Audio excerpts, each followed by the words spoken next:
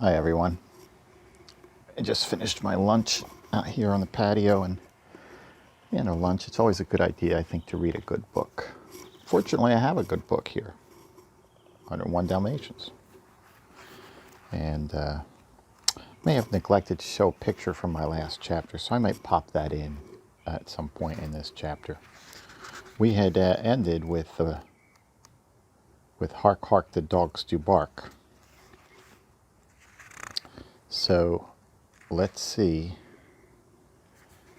where they go from here. Okay? Chapter 6, To the Rescue. As they walked the Dearleys home, Pongo said to Mrs., "Did you hear who owns the house where the puppies are imprisoned?" Mrs. said, "No, Pongo. I'm afraid I missed many things," the Great Dane barked. "I will tell you everything later," said Pongo. He was faced with a problem. He now knew that his terrible suspicions were justified, and it was time that Mrs. learned the truth. But if he told her before dinner, she might lose her appetite. And if he told her afterwards, she might lose her dinner. So, still, he said nothing. And he made her eat every crumb of dinner, and join him in asking for more, which the nannies gave with delight. "It may be a long time before we get another meal," he explained. While the nannies fed the Dearleys, the dogs made their plans. Perdita at once offered to come to Suffolk with them. "But you are still much too delicate for the journey, dear Perdita," said Mrs. "Besides, what could you do?" "I could wash the puppies," said Perdita. Both Pongo and Mrs. then said they knew Perdita was a beautiful puppy washer, but her job must be to comfort the Dearleys. And she felt that herself. "If we only could make them understand why we are leaving them," said Mrs. sadly. "If we could do that, we shouldn't have to leave them," said Pongo. They would drive to Suffolk in the car and send the police. "Oh, let us have one more try to speak their language," said Mrs. The Dearleys were sitting by the fire in the big white drawing room. They welcomed the two dogs and offered them the sofa, but Pongo and Mrs. had no wish for a comfortable nap. They stood together, looking imploringly at the Dearleys. Then Pongo barked gently, "Woof, woof, woofok." Mr. Dearley patted him, but understood nothing. Then Mrs. tried, "Woof, woof, woofok."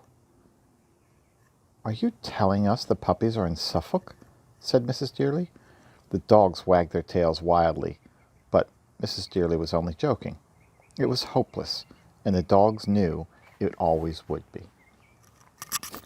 Dogs can never speak the language of humans, and humans can never speak the language of dogs, but many dogs can understand almost every word humans say, while humans seldom learn to recognize more than half a dozen barks, if that. And barks are only a small part of the dog language. A wagging tail can mean so many things.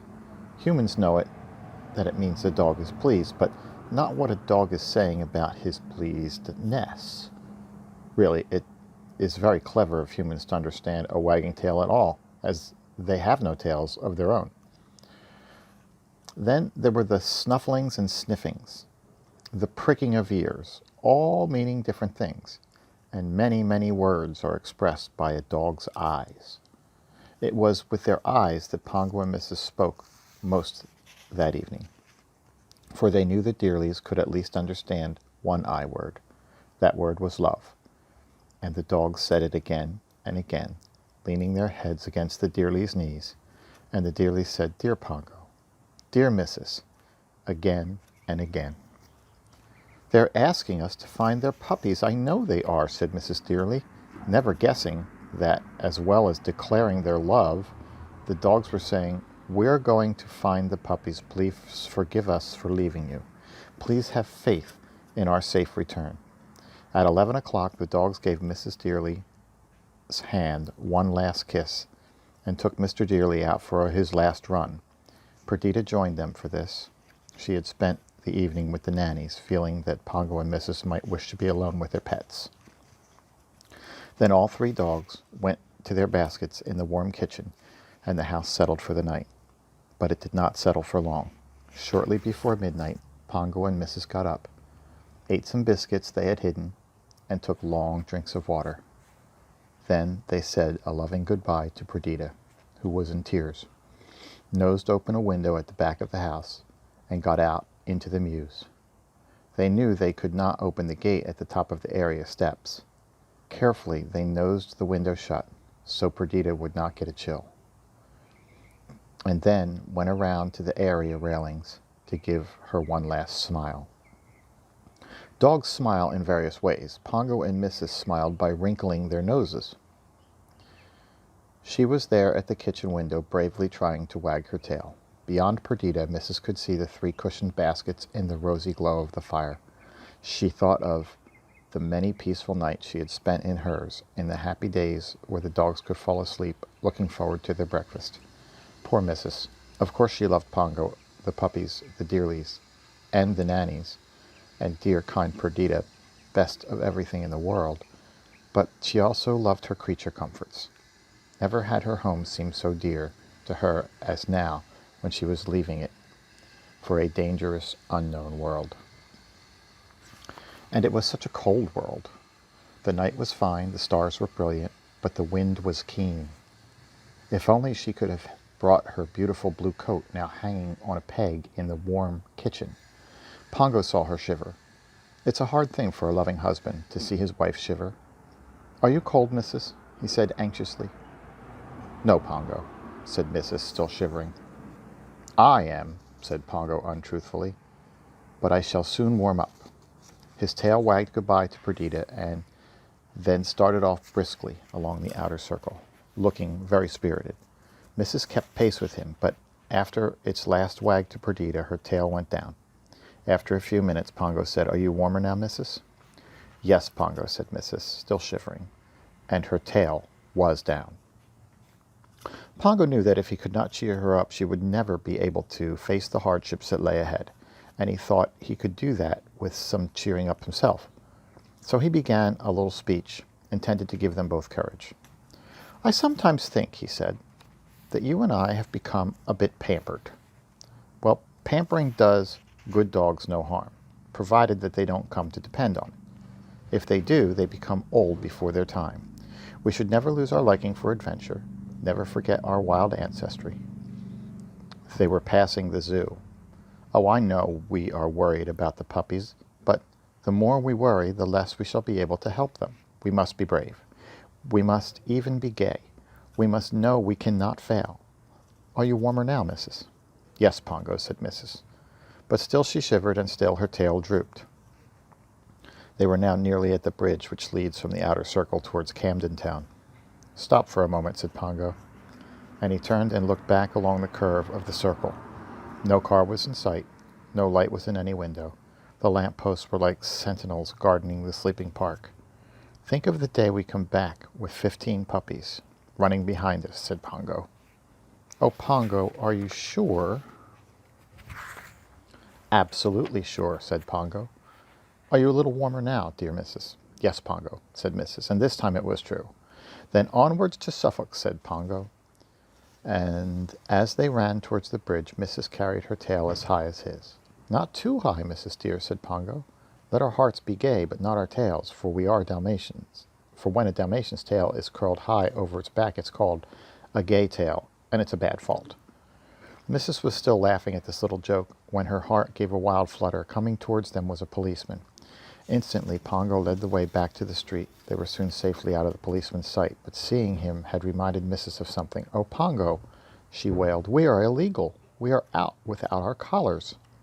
"And a good thing, too," said Pongo, "for a dog can be grabbed by its collar. But I do wish we could have brought your coat." He had noticed that she was shivering again, though this time it was because she had been scared by the policeman. "I don't," said Mrs. bravely, "for if I wore a coat, how should I know how cold the puppies were? They have no coats. Oh, Pongo, how can we make such a journey from Suffolk in such a wintry weather? Suppose it snows?" "They may not even make the journey yet," said Pongo. "Or they may not have to make the journey yet," said Pongo.